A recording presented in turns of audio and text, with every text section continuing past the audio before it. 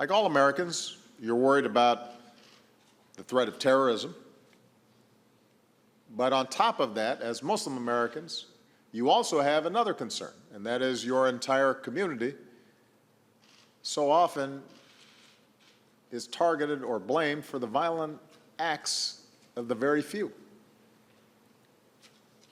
The Muslim American community remains relatively small, so several million people in this country, and as a result, most Americans don't necessarily know, or at least don't know that they know, a Muslim personally.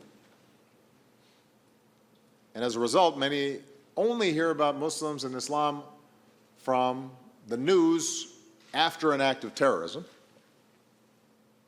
or in distorted media portrayals in TV or film,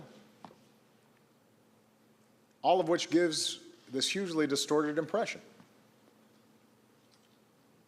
And since 9/11, but more recently since the attacks in Paris and San Bernardino, you've seen too often people conflating the horrific acts of terrorism with the beliefs of an entire faith.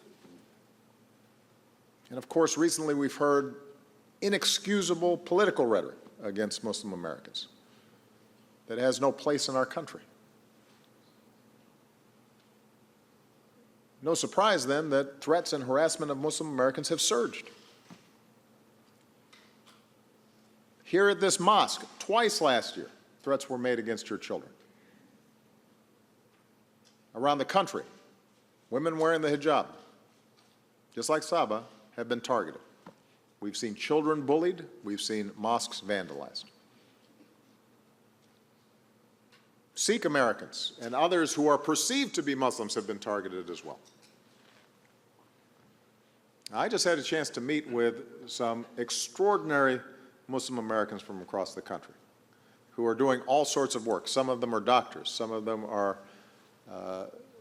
community leaders, religious leaders.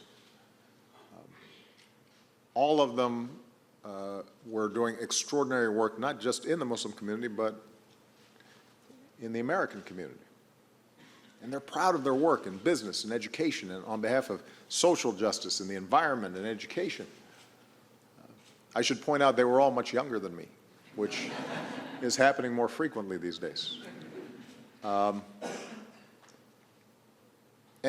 you couldn't help but be inspired hearing about the extraordinary work that they're doing.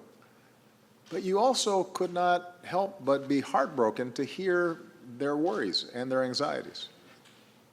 Some of them are parents, and they talked about how their children were asking, are we going to be forced out of the country?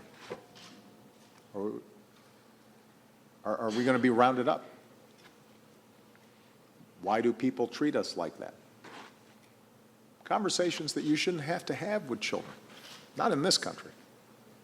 Not at this moment. And that's an anxiety echoed in letters I get from Muslim Americans around the country. I've had people write to me and say, I feel like I'm a second-class citizen. I've had mothers write and say, my heart cries every night thinking about how our daughter might be treated at school. A girl from Ohio, 13 years old, told me, I'm scared. A girl from Texas signed her letter, a confused 14-year-old trying to find her place in the world. These are children just like mine. And the notion that they would be filled with doubt and questioning their place in this great country of ours, at a time when they've got enough to worry about. It's hard being a teenager already. That's not who we are. We're one American family, and when any part of our family starts to feel separate or second class or targeted, it tears at the very fabric of our nation.